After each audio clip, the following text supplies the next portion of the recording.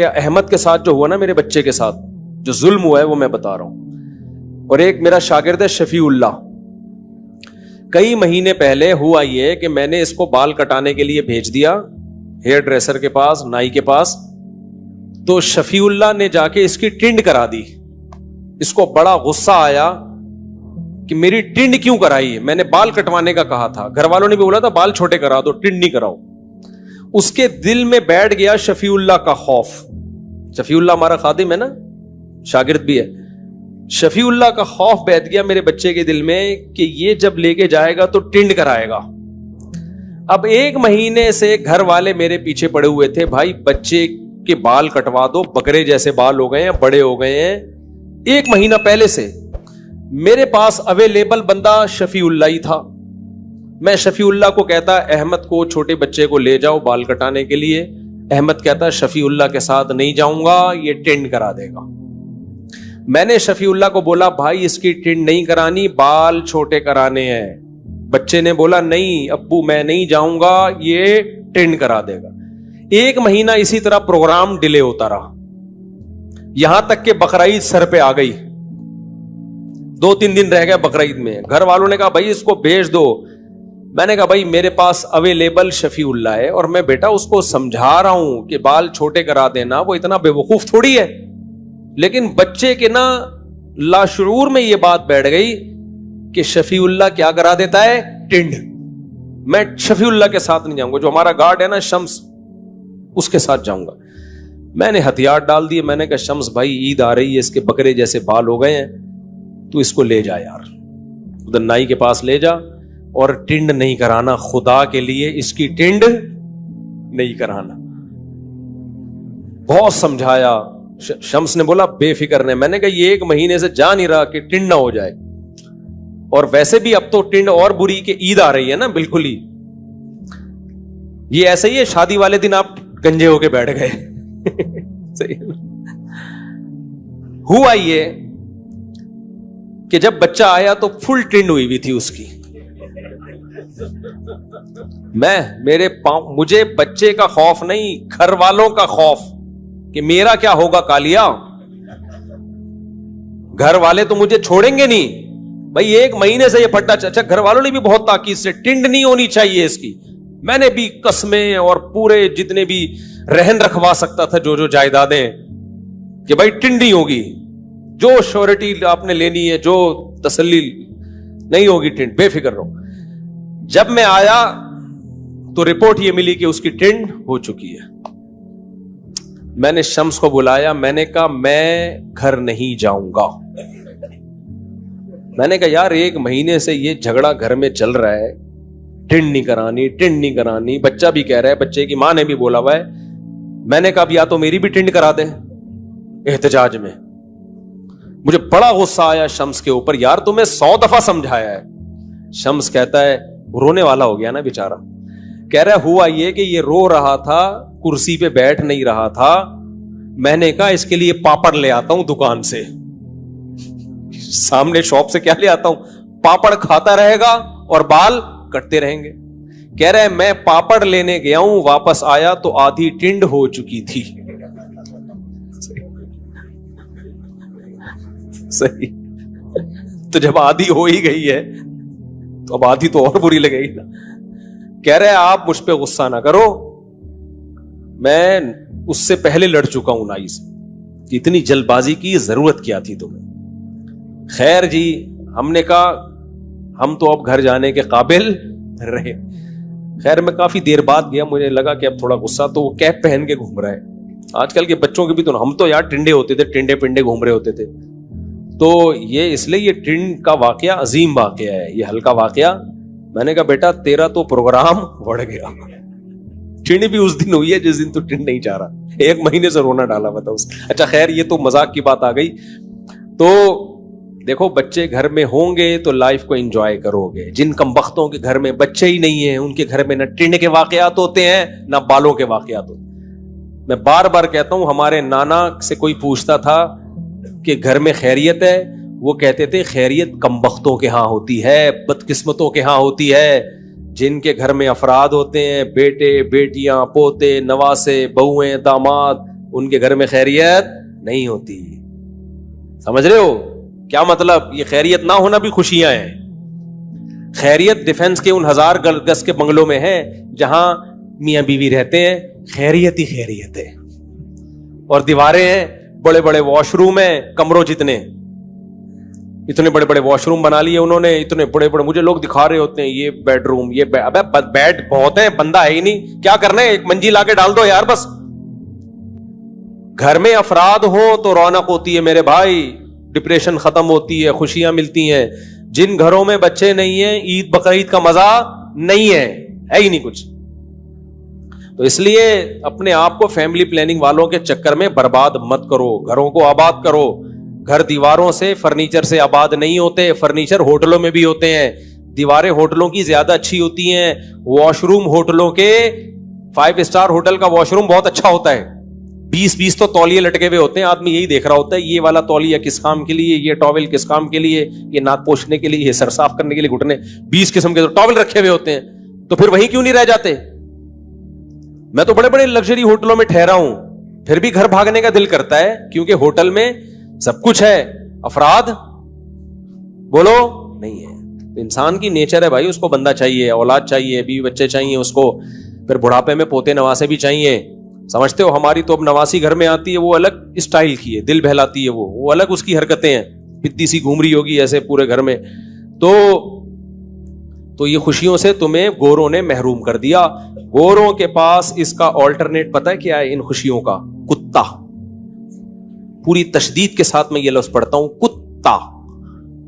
گورے نے باپ کا آلٹرنیٹ بھی تلاش کر لیا, کتے پال کے. ماں کا آلٹرنیٹ بھی تلاش کر لیا, کتا پال کے. بیوی کا آلٹرنیٹ بھی کیا ہے؟ کتا. بچوں کا آلٹرنیٹ بھی کیا ہے؟ کتا. ایسے بیان جب میرے نیٹ پہ جاتے ہیں لوگ کہتے ہیں اتنا بھی نہیں ہے مفتی صاحب, وہاں بھی فیملی والے لوگ ہیں بھائی, بہت تھوڑے ہو گئے, سمٹ گئے ہیں. میں کب منع کر رہا ہوں کہ نہیں ہے, کیا ہو گئے ہیں؟ سمٹ گئے. میجورٹی کی ایسی کی تیسی ہو گئی, اور وہ اب آپ کو بھی اسی ٹریک پہ لے کر آ رہے ہو. اس لیے بھاڑ میں جائے ایسی کی تیسی, اللہ پہ توکل کرو. کیا بات ہے, نہیں ملے گا نا کھانے کو تو کچھ نہیں ہوتا یار, ایک دن بھوکا رہ لو, مرو گے نہیں. مرتا بھوک سے جلدی نہیں ہے. آپ کہتے ہو میرے پاس بچوں کو پڑھانے کے لیے ایکچولی پیسے نہیں ہیں, تو میرا بیان لوگ چلا رہے ہوتے ہیں ٹماٹر بیچے. لوگ کہتے ہیں ہاں ٹماٹر بیچیں, اس سے بہتر نہیں ہے 2 بچے تمیز کے ہوں ان 15 بچوں سے جو ٹماٹر بیچ رہے ہوں. یہ ایسی سینس لیس باتیں کرتے ہیں نا. یہ ان کا پتہ ہے کیا مقصد ہے؟ کہ ہر بچہ چارٹرڈ اکاؤنٹنٹ بنے, بینک مینیجر بنے, کمپیوٹر سائنس میں انجینئر بنے. یہ پاسبل ہی نہیں ہے. آبادی کا ریشو جب بڑھتا ہے نا تو آفیسر لیول کم ہوتے ہیں, اور نیچے جب آپ نے سب کو MBA کرا دیا, مینیجر بنا دیا, تو کمپنی تمہارا باپ چلائے گا. افراد وہ پھر پتہ ہے کیا ہوگا, ڈگریاں لے کے گھومیں گے, جاب ملے گی نہیں. کیونکہ یہ بالکل ایسا ہی ہے جیسے لوگ کہتے ہیں جاب نہ کرو بزنس کرو. بھائی یہ ترغیب دینے کی حد تک تو ٹھیک ہے, پریکٹیکلی یہ ممکن نہیں ہے. اس کی ایک مثال دیتا ہوں. چند دن پہلے میرے پاس ایک بہت بڑے تاجر آئے, بہت بڑے تاجر. انہوں نے کہا مفتی صاحب میرا اتنا بڑا بزنس ہے, لیکن میرے پاس جب ملازمین تھوڑا سا کام سیکھتے ہیں تو بجائے جاب کرنے کے اپنا بزنس شروع کر دیتے ہیں. آپ ان کو منع کریں کائنڈلی یہ کام نہ کریں, اس سے تو ہمارا بزنس چلے گا ہی نہیں. میں نے کہا میں ایسا کرتا ہوں, ان کو ترغیب دیتا ہوں کہ آپ بزنس کر لیں, اور آپ کو کہتا ہوں کائنڈلی آپ یہ کام نہ کریں. ان کا بزنس چلانے کے لیے ان کی کمپنی میں آپ ملازم بن جائیں. میں نے کہا بھائی یہ نیچرل ہے, جب بہت سارے لوگ بزنس کریں گے تو بزنس چلانے کے لیے ان کو افراد بھی تو چاہیے ہوں گے نا. تو جب ان کو افراد نہیں ملیں گے تو وہ بزنس چھوڑیں گے, جب چھوڑیں گے تو وہ کس کہیں ملازم لگیں گے. یہ خود بخود آٹومیٹیکلی قدرت کا نظام ہے. سارے 17 گریڈ کے آفیسر بن ہی نہیں سکتے. آفیسر کی ڈیفینیشن یہ ہے کہ اس کے ماتحت نیچے بہت سارے لوگ ہوں, تو لوگ ہوں گے تو آفیسر بنے گا نا. تو پاگلوں والی باتیں کرتے ہیں, ان کے پاس سینس نہیں ہے بالکل. تو آپ نسل بڑھاؤ میرے بھائی, یہ قدرت فیصلہ کرے گی کہ کتنے لوگوں نے آفیسر بننا ہے, کتنے لوگوں نے مزدور بننا ہے, کتنے لوگوں نے ٹماٹر بیچنے ہیں, کتنے لوگوں نے کمپیوٹر سائنس میں انجینئر بن کے جاب کرنی ہے, کتنے نے چارٹرڈ اکاؤنٹنٹ بننا ہے. یہ میں اور آپ فیصلہ نہیں کریں گے, یہ فیصلہ نیچر کرتی ہے, اور آبادی کے ریشو کے لحاظ سے نیچر خود ایڈجسٹ کر رہی ہوتی ہے. نہیں آ رہی میرا خیال ہے بات. این ممکن ہے 2 بچے ہوں وہ ٹماٹر بیچیں, این ممکن ہے 18 ہوں سارے چارٹرڈ اکاؤنٹنٹ بنے ہوئے ہوں, کروڑ پتی بنے ہوئے ہوں. تو یہ فیصلہ آپ کر ہی نہیں سکتے, یہ کس کے ہاتھ میں ہے؟ قدرت کے ہاتھ میں. تو یہ عجیب قسم کی منطق لوگوں نے چلائی ہوئی ہے بیوقوفوں والی. تو میرے بھائی وہ بات تو میں بہت دفعہ کر چکا ہوں. میں کیا بات کر رہا تھا؟ ہاں ولاگ کی بات کر رہا تھا. تو یہ جو میرے ولاگ ہوتے ہیں نا, مرغی انڈا دے رہی ہے, آج میری مرغی نے چوزا نکالا, آج میں بھینس بدل کے بکری خریدنے جا رہا ہوں, یہ ولاگ برائے ولاگ نہیں ہوتے. اگر میں پروفیشنل ولاگر ہوتا تو اتنی بدتمیزی سے ولاگ نہ بناتا. میں جو پروفیشنل ولاگر ہوتے ہیں نا ان کے ولاگ دیکھو, ان کا اسٹینڈرڈ اور ہمارے اسٹینڈرڈ میں زمین اور آسمان. ہمارا انتہائی تھکا ہوا کانٹینٹ ہوتا ہے, انتہائی تھکا ہوا, سمجھ رہے ہو. ابھی مجھے امریکہ میں کسی نے وہ گفٹ کیا ہے اسٹینڈ, وہ بھی پتہ نہیں کدھر گھوم گیا, تلاش کر رہا ہوں کہ مفتی صاحب موبائل ہرایا تو نہیں کرو نا, اسی موبائل سے بن رہے ہیں. اس کا مقصد ولاگنگ نہیں ہے, اس کا مقصد موٹیویشن ہے, تاکہ آپ کو جانور پالنے کی ترغیب ہو. ابھی جس نے پرچی دی نا وہ میں نے پڑھ کے اس لیے سنائی ہے, اس کو میرے ولاگ دیکھ دیکھ کے بکریاں پالنے کا شوق پیدا ہو گیا. سمجھتے ہو؟ تو یہ اچھی بات ہے نا, بکری پالنے کا شوق پیدا ہو گیا. کچھ پبجی سے تو ہٹانا کم از کم.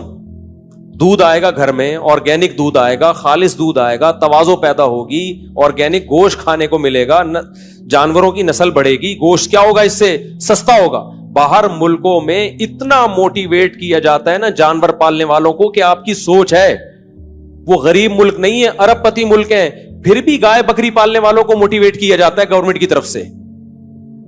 ارب پتی ملک ہیں, آپ غریب ملک ہو اور آپ بکریاں پالنے والے کو ڈی موٹیویٹ کر رہے ہو. ناروے میں جب تھا نا, اتنا ارب پتی ملک ہے, وہاں کہتے ہیں گائے پالو گے نا, گائے مر گئی تو حساب دینا ہے آپ نے, اللہ کو بعد میں حساب دو گے, حکومت کو پہلے. مری کیوں؟ ٹھیک ہے نا. وہ کہتے ہیں ہمارا ملک کا ایک سرمایہ ضائع ہو گیا, اور ہم غریب ملک ہے, اور ہمارے ہاں لوگوں کو کوئی حوصلہ افزائی نہیں ہو رہی کہ آپ مرغیاں پالو, یہ پروڈکٹ بڑھے گی تو گوشت سستا ہوگا نا. کیا خیال ہے؟ دودھ سستا ہوگا, گوشت سستا ہوگا. پبجی سے ہٹیں گے لوگ, ویڈیو گیم سے ہٹیں گے لوگ. تو یہ ترغیب دینا. اور بقرعید کے ولاگ جو میں بناتا ہوں اس سے مسلمانوں کے مذہبی تہوار کو سیلیبریٹ کرنے کی موٹیویشن ہے. اس میں یہ تہوار ہے تو اس کو طبیعت سے انجوائے کیا کرو, سمجھ رہے ہو. کیونکہ آہستہ آہستہ اہل اسلام میں مذہبی تہواروں کو منانے کا جذبہ بھی ختم ہو رہا ہے. اس سے آپ کا مذہب سے رشتہ کیا ہو جائے گا؟ کمزور. کتنے لوگ ہیں یورپ امریکہ میں, ان کو نہ عید کا پتہ چلتا ہے نہ بقرعید کا پتہ چلتا ہے. ایک بات بیان کر کے بس میں یہ ٹاپک ختم کرتا ہوں. دیکھو مذہب جتنا بھی کمزور ہو جائے نا, سب سے آخر میں پتہ ہے کیا چیز چھوٹتی ہے؟ مذہب کے تہوار.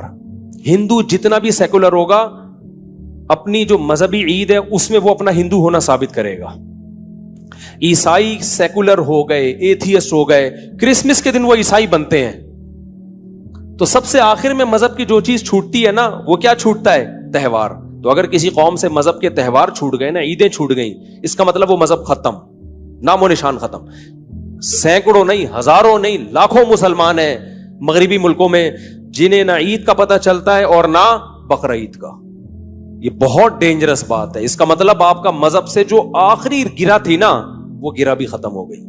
تو اس لیے اپنے تہواروں کو بچا کے رکھنا یہ ہمارے مذہب کا حصہ ہے, یہ ہمارے مذہب کا حکم ہے. تبھی میں جب یورپ امریکہ جا کے بیان کرتا ہوں نا, ان لوگوں کو بولتا ہوں بھائی رمضان کو صحیح طرح سے منایا کرو, پتہ چلے دنیا کو رمضان آیا ہے مسلمانوں کا. کرو دعوتیں ایک دوسرے کی, اجتماعی افطاریاں کرو, عید کو صحیح طبیعت سے منایا کرو, پتہ چلے عید کا دن ہے. بقرعید کو طبیعت سے منایا کرو, سمجھ رہے ہو. تو اس لیے میں یہ سب کچھ کر رہا ہوتا ہوں. اونٹ میں بچے بیٹھ کے گھوم رہے ہیں, اونٹ آ رہا ہے جا رہا ہے, اس سے ہمیں شو مارنا مقصد نہیں ہے. ہم تو جو بیچارہ اونٹ لے کر آئے تھے وہ تو خود زکوٰۃ کا مستحق لگ رہا تھا, ٹھیک ہے. یا تو میں لایا ہوتا نا 30 لاکھ کا اونٹ, پھر شو مار رہا ہوتا, تو آپ کہتے یار آپ اکیلے نے تھوڑی اونٹ خریدا. ہم جو بچڑا لے کر آئے ہیں وہ کوئی ایسا تھوڑی 50 لاکھ کا بچڑا تھا, کوئی نارمل بچڑا تھا. بعد میں جا کے دانت چیک کیے کہ پورے ہیں بھی کہ نہیں ہیں. تو اس کا مقصد سوائے اس کے کہ بھائی لوگوں کو ایک موٹیویشن ملے کہ یہ ہمارا تہوار ہے, اور ایک بڑا مقصد لوگوں کو فیملی پلاننگ کے جھانسے سے نکالنا بھی ہے کہ دیکھو ہمارے بھی بچے ہیں, ہم انجوائے کر رہے ہیں ان کے ساتھ. 15-20 سال پہلے لوگ مجھے تانا دیا کرتے تھے کہ مفتی صاحب آپ کے بچے پیدا ہو رہے ہیں, آپ کی زندگی ڈپریشن میں گزرے گی, ٹینشن میں گزرے گی, کھلاؤ گے کہاں سے, پہناؤ گے کہاں سے. میں کہتا تھا یہ سب بکواس میرے سامنے مت کیا کرو, یہ ہماری اولاد بعد میں ہے, اللہ کی مخلوق پہلے ہے. 15-20 سال میں پہلے یہ کہتا تھا بچے ٹینشن نہیں ہے بلکہ اللہ کی طرف سے گفٹ ہیں, یہ ہوں گے تو گھر میں خوشیاں آئیں گی, احمد کی ٹنڈ ہوگی. سمجھ رہے ہو؟ آج اللہ نے وہ مجھے دکھا دیا, دنیا کو دکھا دیا. تو میں بچوں کو لے کے بھی اس لیے, بچے دکھانا مقصد نہیں ہوتا, گھما کے یہ بتا رہا ہوتا ہوں بھائی کہ دیکھو یہ زندگی زیادہ اچھی ہے بنسبت اس زندگی کے جو گورے گزار رہے ہیں. گورے کتا لے کے گھوم رہے ہوتے ہیں, ہم کیا لے کے گھوم رہے ہیں؟ بچے. ہو سکتا ہے یہ بچے آپ کو بوجھ لگ رہے ہوں, دوسروں کے بچے بوجھ لگتے ہیں انسان کو, اپنے بوجھ نہیں لگتے. جب دوسرا ایک بچہ گود میں, ایک پیچھے اور ایک ادھر واکر میں ہوتا ہے نا, تو انسان کو لگتا ہے بیچارہ کتنی ٹینشن میں ہے. آپ کو لگ رہا ہے بھائی, جس کے ہیں اس کو نہیں لگ رہا ہوتا. صحیح ہے نا؟ تبھی تمہیں بتا رہا ہوں تو یار اتنے بچوں کے ساتھ میں خوش گھوم رہا ہوں, تو تمہیں کیا موت آ رہی ہے؟